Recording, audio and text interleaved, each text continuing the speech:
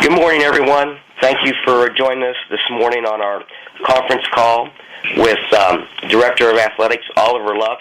We also have on our call our Associate Athletic Director for Sports Administration and our Senior Women's Administrator, Terri.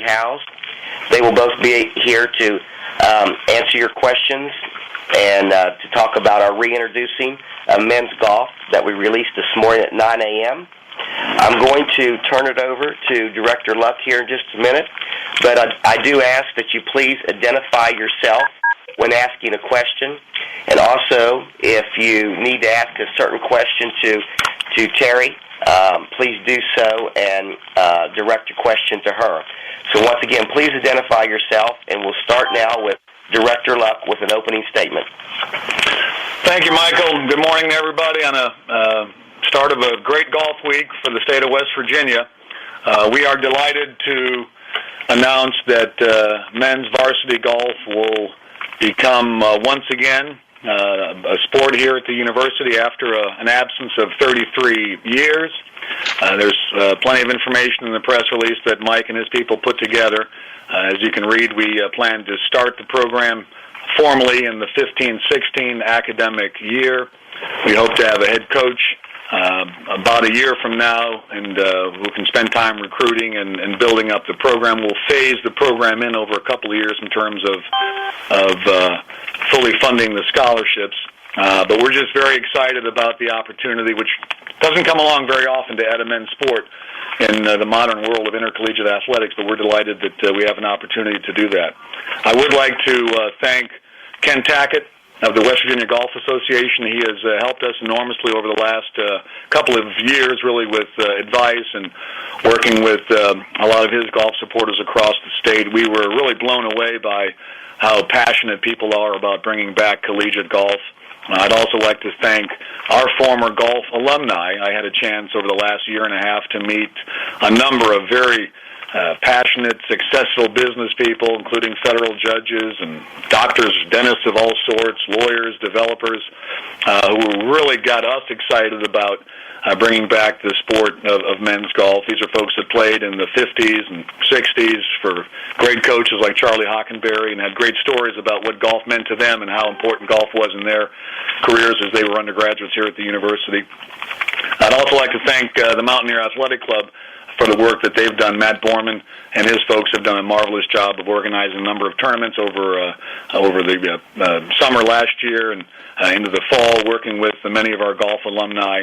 And they did a tremendous job, and many of our golf alumni really stepped up with commitments. We have verbal commitments of over $1.5 million at this point in support of both the operation of the golf program as well as endowments for the scholarship. So that was very important. So we're just very delighted that we have this unique opportunity to get in compliance with the Big 12's bylaws, and we're just delighted to add a great sport, men's golf, back to our varsity roster. Okay, once again, we have Director Luck with us and Terri Howes, our Associate AD for Sport Administration, and we can begin now with questions. Please identify yourself and who you'd like to ask the question to. Oliver, this is Mickey for Ferry. Hi, Mickey. Oliver, what's wrong with track and field, which many people regard as the world's oldest sport? And you know, and also, the two Hall of Famers, James Jett and Mike Mosser. They have been yelling for years since it was dropped in the early 2000s.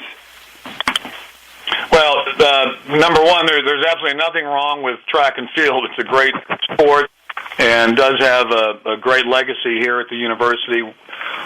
We put together a group of folks led by Terri Howes and Kelly Cunningham, our Associate AD for Governance and Compliance, and looked at a number of sports that we used to have here at the university. We looked closely at cross country, We looked closely at men's tennis. We looked very closely, obviously, at golf. We took a look at both indoor and outdoor track. Mickey, you're right. Those were sports that were dropped back in the early part of this century. But ultimately, we believed that men's golf made the most sense for us for a number of different reasons. We looked at the financial factors. We looked at the Title IX factors. We looked at the fundraising opportunities that a sport offers us. We looked at the necessity or lack thereof of infrastructure for those sports. But there's absolutely nothing wrong with men's track and field. It's a great sport. It's a popular sport in the Big 12, as is men's golf. Schools like Texas and Oklahoma State have won multiple NCAA titles, so we're getting into a very good conference in terms of the quality of men's golf. But we believe at the end of the day that, and the university's planning committee agreed with us, as well as Stuart Hall, that it made the most sense to bring back men's golf in order to get in compliance with the Big 12 bylaws. Could I have a second question? You certainly may. A lot of people I've talked to, when you first indicated that was your thinking, they think that you're doing it mainly for the benefit of the big donors. What do you say to that? Well, I would say we're doing it for the benefit of the future scholarship athletes that we're going to have who play golf. I'm not sure there's any issue with big donors. We learned some very interesting things as we researched, men's golf in the state as well as high school golf, because obviously, we want to try to recruit the finest athletes we can from the state of West Virginia. But just comparing men's, or I should say boys high school golf with boys cross country in the state, there are more high schools that are sponsoring boys golf, 108, compared to boys cross country, only 93. There are over 1,000 participants in boys high school golf in the state compared to only 887 participants for boys cross country. So, there's obviously a strong community in the state that, is very supportive of men's golf here at the university. And also, the thing that's important to mention, both golf and cross country and tennis, for that matter, have the same scholarship limits, which is 4.5. Men's track and field, indoor or outdoor, has a higher scholarship limit, I believe, Terry. I think it's at 11. I think that's at 11, and that makes a difference. And when you put it all in the balance, because Title IX is very, very important, and we are able, thankfully, because of the relatively high female undergraduate enrollment at the university, we've got a little bit of cushion with Title IX, so we're fortunate to be able to start a men's golf program without any Title IX complications. That really wasn't the case as we looked at indoor or outdoor track. Thank you. You're welcome. Hi, this question is for Mr. Luck. This is Beneducci of West Virginia Public Radio. Mr. Luck, could you comment on what you're looking for in a coach and a timeline of when you hope to be hiring one? Well, we'd like to have a coach more or less at this time next year. And that coach, we certainly want him to get out and start recruiting. We're going to look, for the qualifications that you would think you'd want in a coach, which is somebody that has experience in collegiate golf, understands this part of the world, understands, I think, the legacy that exists here with great golf courses around the state, understands how important golf is, I think, to our tourism industry. All you have to do is look down at the Greenbrier and see what's going on this week to get a sense of that. But we're looking ultimately for somebody that can take a program, can build it, and can put us in a position where we're going to be competitive in the conference, which is what we certainly want with all of our sports. Thank you. You're welcome. Oliver, this is Cam Huffman at the Register Herald. You mentioned some of those golf courses around the state. Are you hopeful maybe you'll be able to bring the team around the state a little bit and visit some of those different courses? We'd love to. I mean, there's so many great courses around this state that it'd be a shame if we're not able to, get down to Glade Springs or the Greenbrier or of course up here at Pete Dye in Clarksburg or over at Ogleby. I mean, I hate to begin to list the great courses because there's so many of them, and not being a golfer myself, I've not played any of these courses, but I know that golf is very important to our economy, particularly obviously in the summertime. I know from going to our Big 12 meetings, just like Terry, that our fellow athletic directors or SWA, senior women administrators, very often come up with their teams to Morgantown. They try to squeeze around to golf in, particularly in the fall, because it's just absolutely spectacular. So, as you know, Cam, with our baseball program, we got around a lot, to some of the venues that we normally don't play in, whether it's in Beckley or in Charleston, and we hope to continue to do that, not just with baseball, but with some of our other sports. And golf, I think, is right up that alley. I can't imagine we wouldn't have a great opportunity to put together, a collegiate tournament at a great course like Glade Springs, for example. Thank you. Oliver, Todd Murray from the Dominion Post. What does a college golf season typically consist of? Is it just a few tournaments, or how does that work? I'll defer to Terry on that. She knows a little bit more about golf than I do. Todd, it's basically a two-season sport. You have your fall season, and those are a lot of invitational type tournaments, and then it's also a tournament time in the spring as well. But that's the championship season. That's when NCAAs are held. So it pretty much goes year round as far as the academic calendar.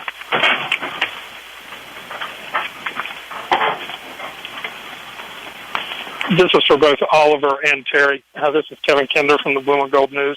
Given the low number of scholarships, what's the reason for ramping up rather than going right into the full 4.5 at the first season that you play? Well, I think number one, it eases the financial burden on us just a little bit, and number two, I think as I talked to golf coaches around the country, they indicated that we probably had a number of good golfers already enrolled here at the university. We've got a very strong club program for men's golf, one of our club sports. So the advice I got was that it would make some sense to ramp up, and perhaps in this 14-15 academic year, to maybe do some open tournaments for students here, because we think there may very well be some student athletes enrolled at the university who are more than capable of playing on the golf team. So we thought it made a little bit of sense to ramp it up as opposed to going from 0 to 60 and offering the full allotment right off the bat. We are absolutely committed to offering the full allotment of scholarships, just as we changed the fact that rifle was not fully funded until this past year, and same with baseball. We saw with those two sports how important it is to fully fund any sport, because you don't want a coach going into a season with a hand tied behind his or her back. Yes, and this is Terry, and sort of to piggyback on what Oliver said, we have done, even in the past when we added rowing, when we added women's soccer, this was the process we did. It gives the coach the opportunity to identify both quality walk-on athletes as well as scholarship athletes, and build their program to the point that it's fully funded. Thank you.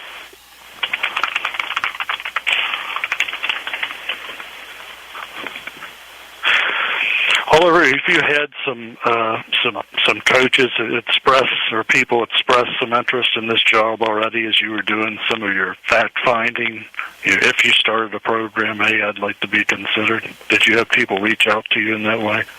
Yeah, we've received, Terry, a handful of resumes and overtures from folks, but we're a long way from posting the position and starting that process. So I don't see us doing that until end of the fall, maybe beginning of 2014. Yeah, I think we're looking at probably advertising in January and do a national search at that point. Okay. Another question in regards to coach.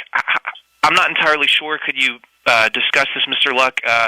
a coaching staff, what's the typical size of a coaching staff for a golf team? Is it just a head coach and players, or are there assistants allotted as well? And if so, how many?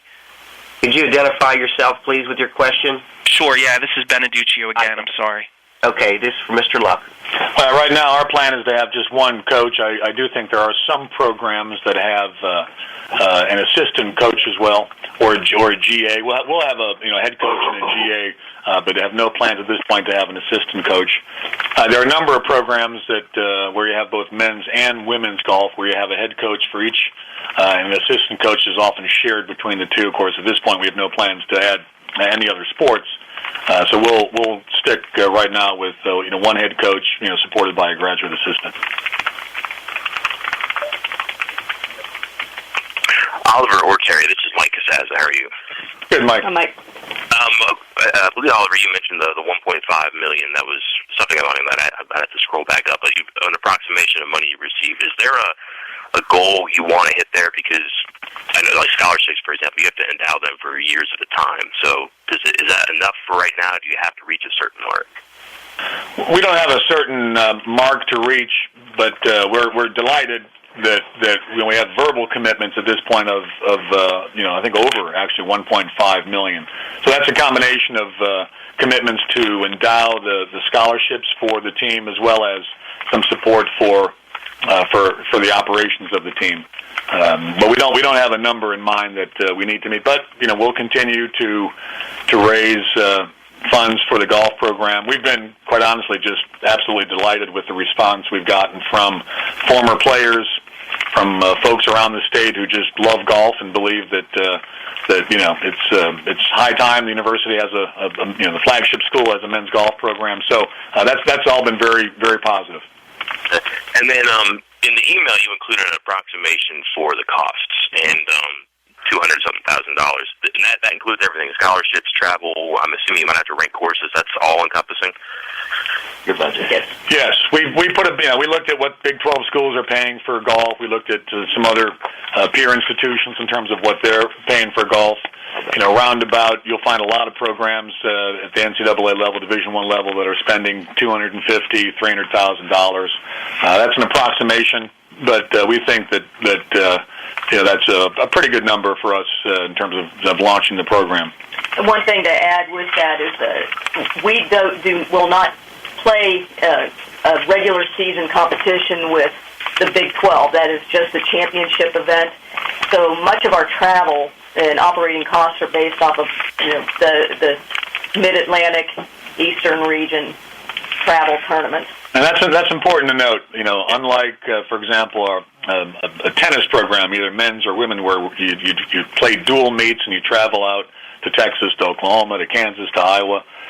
With men's golf, it's much more like women's cross country, where you have really an end-of-the-year meet, and otherwise most of our activity, in fact all of our activity, probably will be in this general Mid-Atlantic region, perhaps down into the Carolinas early on in the springtime. So the travel is very reasonable. All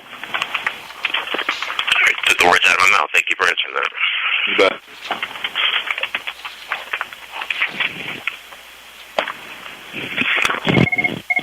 I just want to make a little note here to the media that this evening at the Greenbrier, outside of the Greenbrier Sporting Club, if any of you all are going to be down there or have someone from your organization and your media outlets there, Director Luck will be available from 5 to 5:15 outside of the Greenbrier Sporting Club.